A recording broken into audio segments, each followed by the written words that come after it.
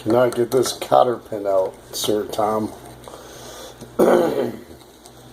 This guy. So it goes here.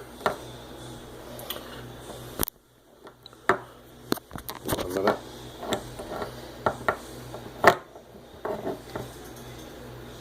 Comes through there.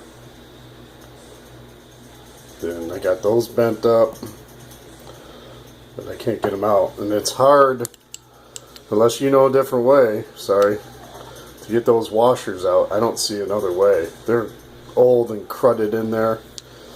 And they do come out. It's supposed to come apart, but I can't get her apart. And these are built in, so you can't unscrew anything.